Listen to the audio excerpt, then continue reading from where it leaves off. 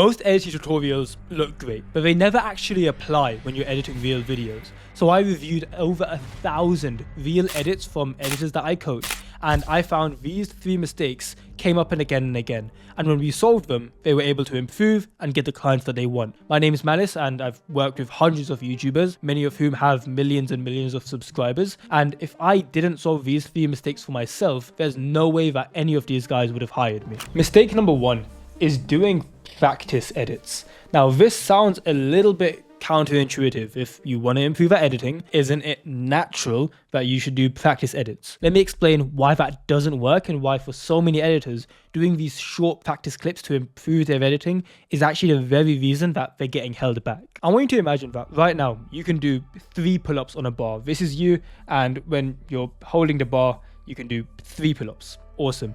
If you wanted to do more pull-ups, how would you practice that? Would you go swimming? Would you start doing bicep curls? Or would you just do more pull-ups? And if you couldn't do any more, or maybe you can't do any at all, you would perhaps do assisted pull-ups where you have like this little bar at the bottom that pulls you up while you're doing it, supports a bit of your weight. And the reason I give this example is to show that to practice something, you just want to do the closest approximation to the real thing. And the reason why these short practice edits, where editors take a random PNG and just start moving it around or try making these cool animations out of nowhere, the reason they don't actually help is because they're completely opposite to what they're actually practicing for. So if you wanted to get better at client work, what do you think you would do more of? You would do more client work. But so that you have a little bit more structure with how you're supposed to do this, I'm going to teach you a concept called the work hierarchy. This is something that I created in order for helping editors to become more productive. There's going to be times where you're full to the brim with client work and that's all you can physically do. But there's going to be days where maybe you have a little less client work. Maybe you finish for the day and half the day you've got nothing to work on. How do you use that time as productively as possible without procrastinating? That's what this solves. At the top of this work hierarchy is going to be client work. This means people have paid you for a video and you now have to deliver for it. The reason this is at the top of the hierarchy is because nothing trumps this. Like I said, as soon as you have client work, that becomes the practice. You actually just try as hard as you can and you learn new things on the job. But let's say you don't have client work right now, or maybe you finished it off for the day and you have some free time. What do you work on next? Well, that's where you go for paid trials. Paid trials are where you've had a conversation with a potential client. You haven't closed them yet, but they're saying they're willing to try you out and they'll pay you for doing the test edit. An example of this is where I was once working with a client who was a $200 per video client. It was like a 10-minute video that took me about 3 hours. And essentially they wanted to do a paid trial before we work. So we did it, I believe it was like somewhere from $80 to $100. And that essentially was for 1 minute of video. And they said, hey, take this, do it how you would for a full video, but we'll pay you for essentially that paid trial. So if you don't have client work, your next priority becomes doing any paid trials that you haven't done yet. But what if you have no client work, you have no paid trials? Well, then the next thing on this work hierarchy is free trials. Free trials are essentially the exact same thing as paid trials, except you're not getting paid for it. And this is still better than doing a re-edit or a practice edit. Why? Because it's still a closer approximation to doing client work. That becomes the next priority. And if you don't have client work, you don't have a paid trial to work on, you don't have a free trial to work on, that's when you do the final thing, which is a re-edit. Now, re-edits are where you take a YouTube video that you found and then you take it into your software and just add your edits on top so you can use that to show off your work. The reason that doing a re-edit is still more effective than some random practice edit clip where it's not in the context of YouTube is that this is a closer approximation to a real client video. Because here's what's interesting. Not only do you improve more at client work and at the art of editing, but you actually find it easier to get clients over time by following this work hierarchy. And the reason that happens is because of something called social proof. Many of you will have heard of social proof before, but for anyone that hasn't, social proof is a phenomenon where people like to follow the behavior of other people. Social proof is this inbuilt biological mechanism where we just follow what other people have done. It's why Amazon adds reviews. It's why when you buy a pair of shoes, they'll show you like which ones are the most popular, because it's saying that, hey, there are other humans that have done this action. So you as a potential customer, we think you should do the same thing. That's why these companies do it. But the biggest misunderstanding that editors have about social proof is they think it's a question of, do I have social proof or do I not have social proof? They see it as a binary. It's a false dichotomy. But the real way to see social proof isn't whether I have social proof or not. It's how much social proof do I have. It's a spectrum where it's somewhere along zero social proof and a crap ton of social proof. Because on the far left, where you have someone with absolutely zero social proof, you have someone actively advertising the fact that they are not working with anyone. That's the ultimate antonym of social proof. It's social proof in the opposite direction, saying, hey, look at this animation that I made because I have so much free time because no one wants to hire me. So whenever you are sharing your work or you're trying to put stuff on your portfolio or posting it online, if it's not actually client work, don't claim it's client work. But in the same way, don't say that it's not client work either. So that's the extreme end of negative social proof. But the extreme positive end is saying to a potential client, hey, I've worked with a ton of people just like you and I've done it repeatedly. So therefore, it makes sense that you go with me because you're not going to be a guinea pig when you're working with me. So the ultimate social proof is just showing all the people that you've worked with. Now, most editors are going to be somewhere in this middle ground, and that's completely fine. You just want to ask yourself, how can you get as close to this positive side as possible? And the reason I love this, and I love getting editors to do this, is because you don't oftentimes have to change what you're doing.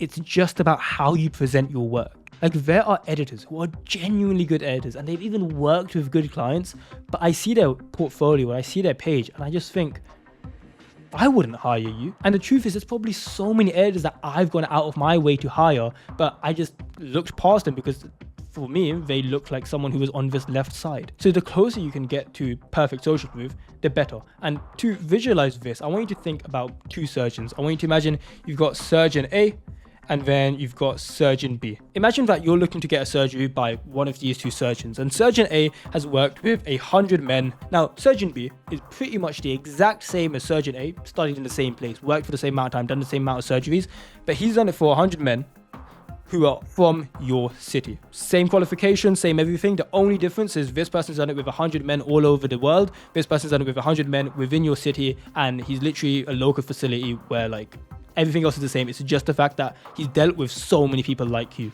Who would you be more likely to go with if everything else was the same, except the fact that this person has dealt with more people like you?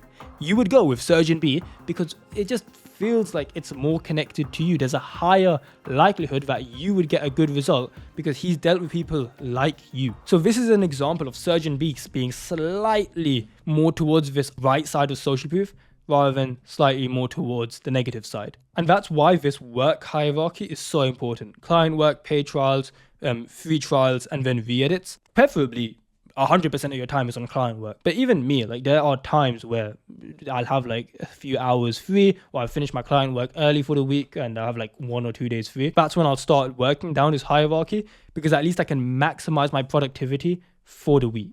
By the way, if you're enjoying this and you find this useful, I think you find this interesting, we've just opened up slots for our editing layer program. It's our main program where we help editors scale, go full-time, consistent income, all of that schnaz. Now, to be fully transparent, if you're super new to editing, like you're still learning the basics, this isn't for you. Enjoy the free content. I've got guides all on that. But if you're someone who's maybe already making 1, 2, 3K a month, or perhaps you're in a full-time job or in a part-time job and you want to go into full-time editing, well, that's who we help. We've already helped hundreds of video editors get better at editing, improve their workflow, be more productive, get clients, scale, and ultimately have this as a consistent full-time income. And we've done it with hundreds of guys. And if you want to see if we can help you, just in the description, you'll see a link, vfxmalice.com/strategy.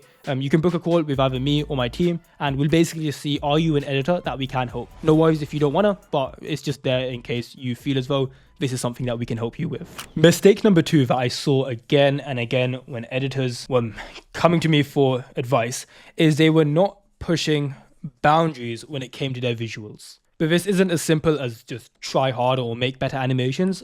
This is super important. I was coaching an editor and he sent in his work, and before I could review it, he gave me a heads up. I haven't even clicked on the link yet, but the first thing he says is, Okay, before you review it, just so you know, he only paid me $120, and obviously he's one of my lower paying guys, so I didn't really try on it. Now, old me would have let that pass. I wouldn't have thought anything of it. But now that I've actually coached hundreds of guys, something I've realized is that belief in its own, I'm not getting paid enough to try on this, is the very thing that holds all of those editors back. Because here's what happens when you get paid a certain amount per video, and then you basically only give in work that you feel is worth that amount. The first problem is that you're getting underpaid.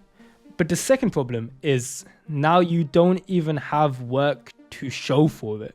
Because in the hypothetical scenario that, let's say that guy got paid $120 a video, but he treated it as if it was getting paid $500, $600, $1,000 a video, what would have happened is this video, even though it's being paid $120, would have been so much better that he can now post it on his Twitter, his X, whatever you want to call it, a social media platform. He could post it on there, he could post it on his portfolio, and this would actually get him more reach and more clients. And because the work that he posted was at that $500, $1,000 per video quality, he would have attracted, guess what? $500 to $1,000 clients. But the fact that he admitted this, the fact that he half-arsed this video and only treated it like a $120 video, now he isn't able to get these benefits. He could still post it, but what type of clients is he going to attract? Because a lot of editors struggle for months. I've seen it for years sometimes, of just being in the same sort of price bracket, and usually it's under that sort of like 300, 400, 500. So they're charging like $50, $100, $200 around there, and they get stuck here for months. And the reason is because they're in this cycle, they're in this paradox where they're not getting paid enough, therefore their quality, they're making it worth how much they're getting paid, and because of that they're not able to raise their prices because they're only ever giving in work and creating work that's worth that amount. So they're in this everlasting cycle where they want to charge more, but no one's actually coming to them because their quality is crap. But then they're not able to raise the quality because they don't feel like it's worth it for the pay. And this is such a sad thing to see, because it's just a decision. It's just the decision to say, hey, I'm getting paid this much per video, but I'm gonna treat it like it's worth 10 times more. And this editor, the guy that was charging 120 and felt like it wasn't worth it, I gave him this advice, and it's been about 4 or 5 months later now. He's now charging $2,100 per video, and that's not like promised per video. This is, he has actually been paid it per video. So how is it that someone can go from 120 per video to $2,100 per video? And bear in mind, these are the same level of videos, the same level of editing in terms of like how much skill he has. Like, he was able to do this level of editing all his time. He's doing the same level of editing. The videos take him the same amount of time. The client's actually easier to work with because he has more money, so he doesn't really give a crap if he's spending 2.1k per video. Same niche, he's in Roblox gaming, but it's just because he broke out of this cycle, because despite being paid a certain amount, he decided, hey, I'm going to improve the quality, and that's going to mean I can raise the price. I'm still going to over deliver. Even now I'm getting paid 2.1k, I'm going to treat it like it's worth 3k. But when I get a 3k video, I'm going to treat it like it's worth 5k. It's just this constant habit of, it doesn't matter if you're charging $1 a video right now, it doesn't matter if it's a V-edit, it doesn't matter. You treat a V-edit like it's worth $100, because guess what? Then $100 clients, potential clients, are going to see that and want to pay you $100. But if you treat a free video as a free video, guess who you're going to attract? People who want free quality videos, and guess what they're going to want to pay?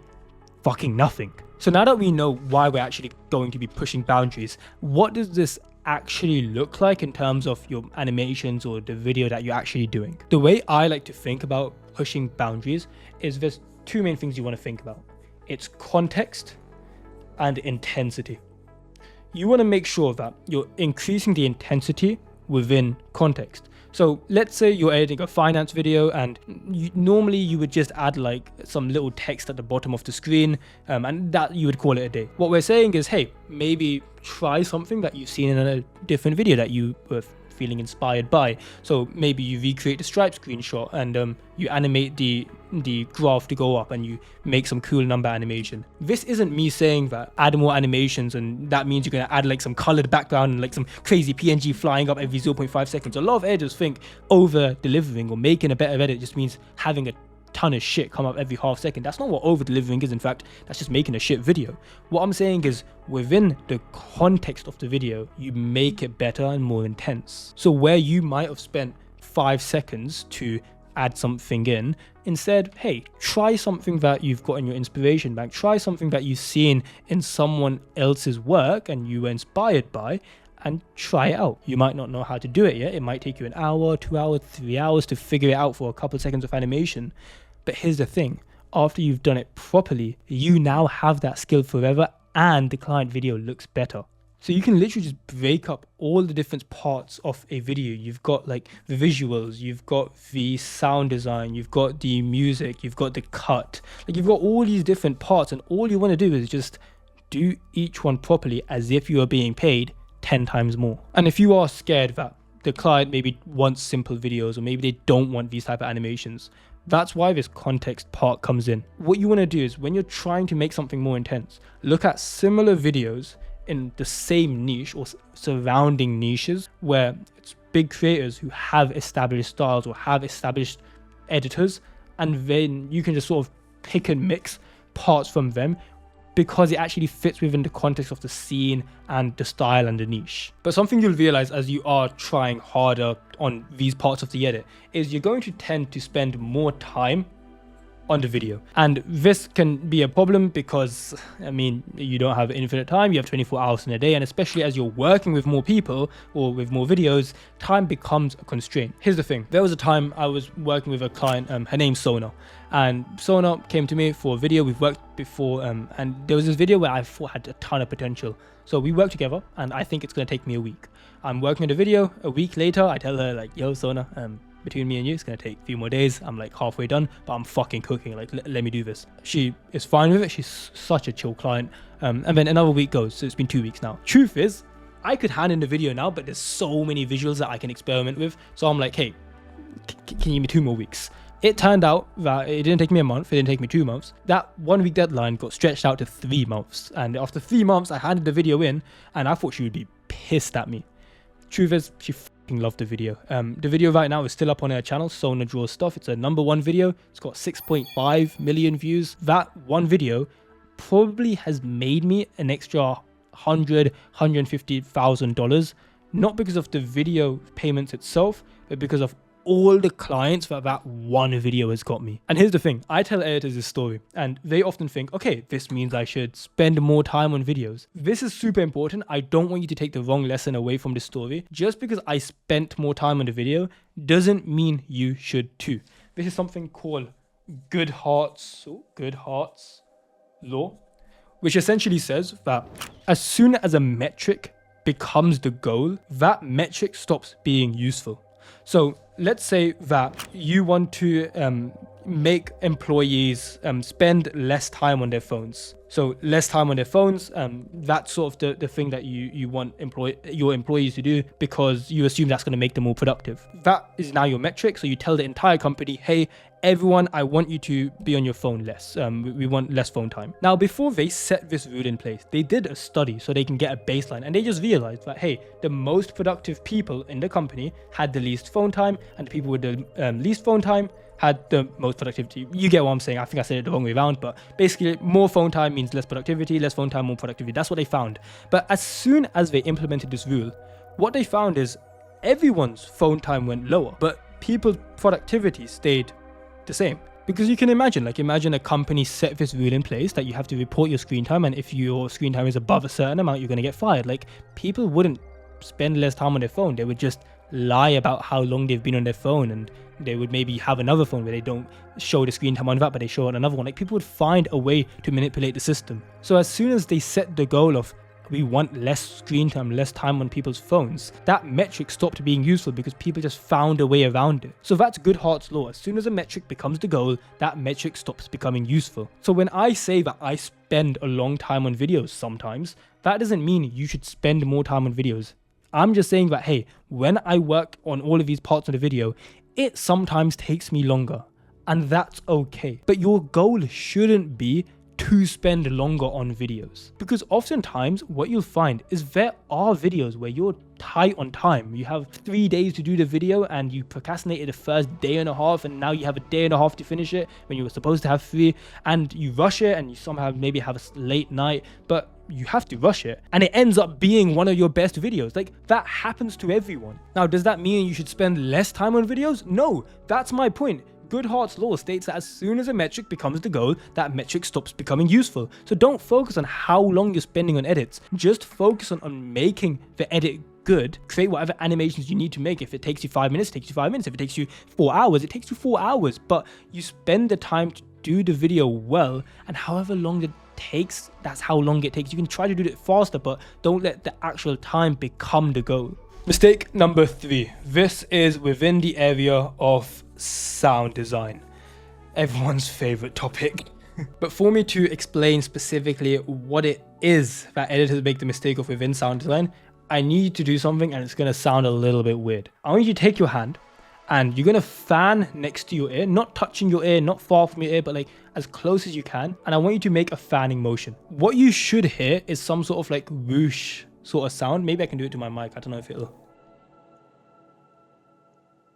If that didn't work, I'm going to look really silly. And now imagine a train going past you. So you have these two whooshes. You have this whoosh, where it's just your hand flapping next to your ear. And then you have this huge 1,000-ton train flying past you and making a ton of volume. I want you to imagine that those two volumes switched. Imagine that the hand movement made the same volume as the train going past. And then the train going past had the same volume as your hand flapping by your ear. It would sound so out of context and weird, right? But the problem is, so many editors do that when it comes to their sound design. It's where they don't match the magnitude of their sound with the magnitude of the visual. So if we take it within the context of, let's say, whooshes, which is just like those swoosh sounds. If there is a larger movement, so let's say I'm drawing the curves in from it. Let's say there's a larger movement compared to a smaller movement. Which one should have the larger whoosh? It should be this one. So you might have a whoosh that goes like this compared to a whoosh that goes like this. So the bigger the movement, the bigger the whoosh, the smaller the movement, the smaller the whoosh. The reason we do that is because otherwise it just sounds like a train is going past when it's just supposed to be hand flapping next to your ear. And imagine your hand flapping next to your ear making a train wind rushing past sound. Like, you want to make sure that the magnitude of the sound effect matches the magnitude of the movement. So what I'll do, I'll walk you through my entire sound design process, because that way you can actually see how I do it. And a lot of the editors that I coach found this useful, so I think you will too. There's essentially 3 stages that I do my sound design in. The first one is going to be enhancing. The second one is going to be sound effects. And then the third one is going to be music. Now, this is very, very broad, as in like, this is a huge chunk in my workflow, this is a huge chunk in my workflow, this is a huge chunk in my workflow. I'm going to quickly break down how I do each one. It will be very in-depth, but I think you'd find it useful because the guys that I coach find it useful. So enhancing audio.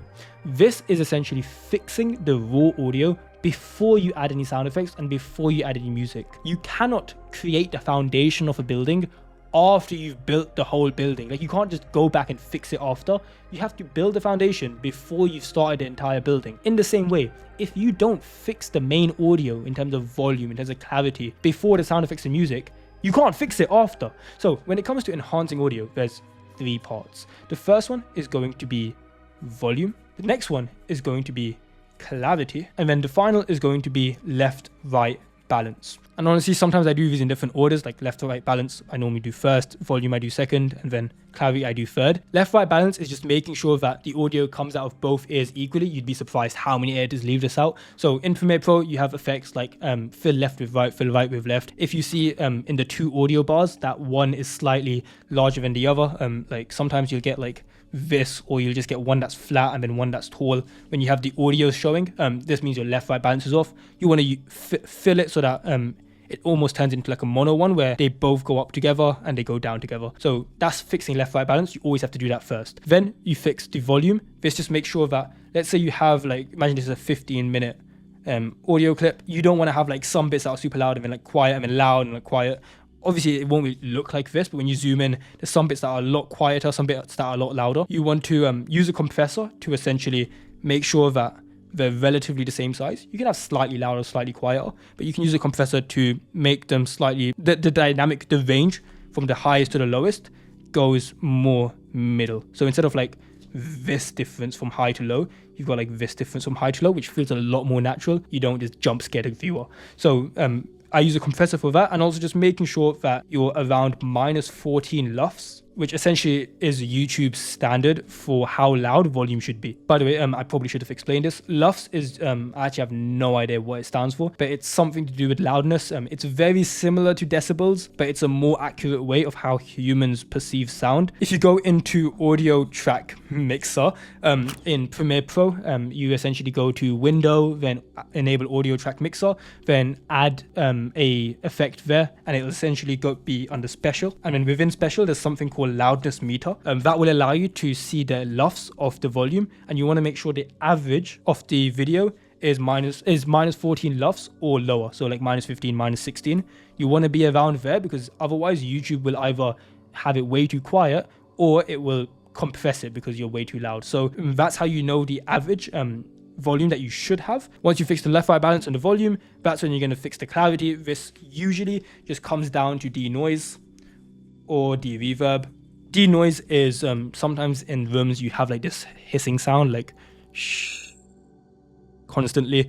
Some are worse than others. You don't have to get rid of it completely, because when you denoise, what often happens is you start ruining a little bit of the quality. So it's just about having a balance of getting rid of enough noise so it's no longer annoying, but also not getting rid of so much that you start eating into the main audio and it feels tinny and empty voice. So you want to denoise sometimes if it's necessary. To check if you need to denoise, just listen to a silent section. So sometimes what will happen is you'll have an audio track like this, and the person will go quiet for a little bit. So this quiet section, technically they're silent, but there's still like a background noise. That's what noise is. So denoise basically tries to get rid of this, but what will happen is oftentimes it gets rid of a little bit of these parts, so it sounds a little weird. So denoise, you can add that. De-reverb is where you have like an echoey room. Full transparency, this room's a little bit echoey. Hopefully it's not too bad, but de-reverb, especially if it's really bad, you can add it on there. So that's how I fix clarity. I usually do that last, because sometimes if the volume's too loud, then the noise and reverb will be more pronounced. If the volume's fixed, it might be that you don't need to fix these at all, or vice versa. So that's enhancing audio. Now sound effects, I will break it down into, first of all, whooshes. Every single movement that I do will have a whoosh or swoosh, making sure that I match the intensity, the length, and the volume of the whoosh to the magnitude of the movement. Once I've done the whooshes, I will then focus on functional sound effects. So this is with context as to what's happening on the screen, what sound effects make sense here. So let's say I'm editing a scene and it's a guy on fire, and I actually added the overlays, all that stuff. The whoosh might be when the fire comes up, I have a whoosh happen. But as the fire is happening, a functional sound effect that I might have is fire crackling. Once I've done the functional sounds, so let's say another example would be, let's say I do an animation, the guy's talking about he spent the last 3 hours doing something. I bring up a clock, and because there's a clock, I put a clock ticking sound effect. These are functional sounds. Anytime there's context behind the animation, which there almost always is, you add a sound effect. Sometimes it's not as obvious. For example, let's say he's talking about time, you're doing a flash forward, but you're not showing a clock or anything, you're just showing like a flash forward. You might still add like a clock sound effect, or like a, you know, those cassette DVD player, old DVD players where you can hear like the tape whirring. You might add one of those. So these are functional sound effects. And then third of all, for sound effects, I will be adding unique sound effects. These are sounds that maybe don't entirely make sense on paper, but they somehow work. The best example I have of this is once I made an editing pack trailer, and basically the word swiped on. Like it was just like a purple text background, and there's like white text that swipes on. I added an eagle sound effect, like an eagle sound. I don't know why I tried it, but I was just like, this movement seems super cool. Like I want a cool sound. So I tried a few random sounds on Epidemic Sounds, and then I tried an eagle sound and it worked. And I was like, I don't know why it works, but it works. Another example is I saw this in another editor's video that I coach. Pretty much it was like two consoles, they were versing each other. Like it was like a versing, so it's like comparing Xbox and PS5. And they added a boxing bell sound effect. Technically, There's no boxing happening. They're not in a ring, but it's like it works kind of in this context. So those are unique sound effects. Whooshes are the main ones. Whooshes will be in every single movement. Functional sound effects where it makes sense, and then unique, I'll just try it, see if it works because it adds a bit of flair. Now with music, when it comes to choosing the right music, the largest thing you're going to want to think about is what emotion am I trying to portray? So as you're cutting the video, you should have this idea of what story am I telling? So maybe at one point the guy was running away from a killer, but then he found a safe spot, and then another killer decided to help that killer, and now they're both on him. Oh no, then his friend comes to save him. Like, you see there's all these like highs and lows and highs and lows. Every single time there is an emotive change, you change the music. So that's where every time the emotion or the storyline like slightly takes a pivot, that's when I'm going to be changing the music, and that's usually every 10 to 40, 50, 60-ish seconds. And this is essentially how I do my sound effects. I'm enhancing the audio, doing the sound effects, and then doing the music in that order, because you physically cannot add good sound effects or good music if you haven't fixed the main audio, because you don't have context as to how loud the main audio is going to be. So after reviewing all of those edits, these are the 3 mistakes that I found came up most commonly, and now you know what you can solve for yourself. And if you want to learn more about the editing side to figure out, okay, what is the style you want to pick up? How do you learn when that's most profitable and that high paying clients want? I have this video here where it's just breaking down the most profitable editing style, and I show it to the guys in the editing layer, but I've put a part online for free just so you can figure out what we talk about. So you can go watch this here. We break down the exact editing style that all of these guys are using to get higher paying clients.